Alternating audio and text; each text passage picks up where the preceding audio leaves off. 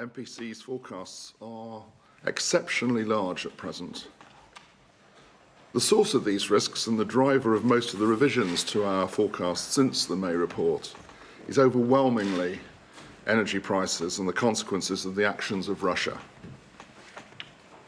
Now, in line with the conventions that we use in the MPC, the baseline projections in the August report are conditioned on wholesale energy prices following their futures curves for the next 6 months and then remaining constant thereafter, the path of bank rate implied by financial markets, and fiscal policy evolving in line with announced government policies.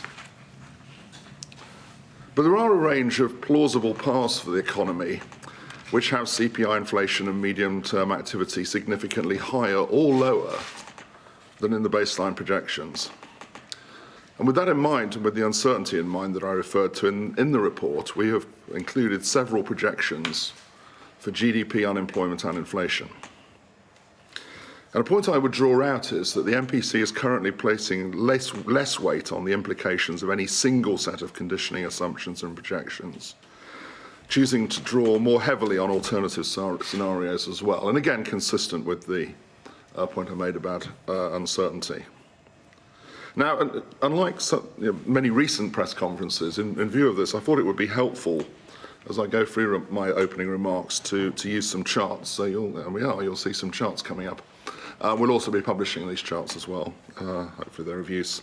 Most of them, but not quite all of them, by the way, are in the monetary policy report, but not quite all of them.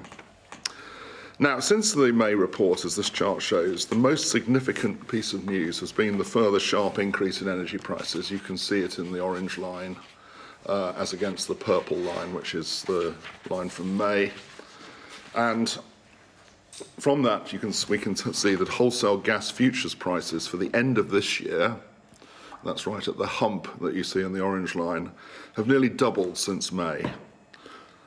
Moreover, they're almost 7 times higher than implied by the futures curve a year ago.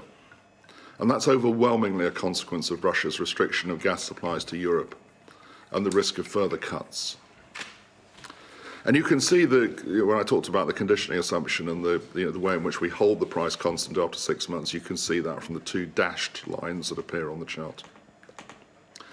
The consequence of this is that near-term inflationary pressures have intensified significantly.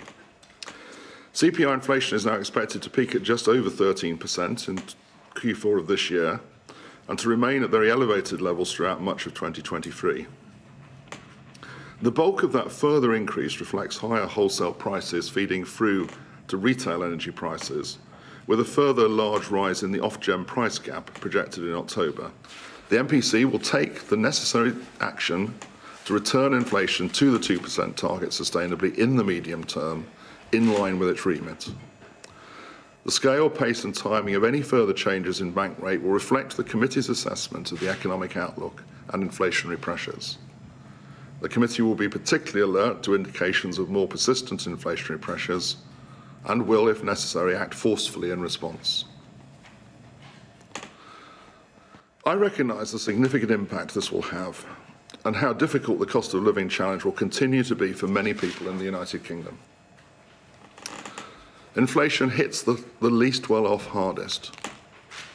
But if we don't act to prevent inflation becoming persistent, the consequences later will be worse, and that will require larger increases in interest rates.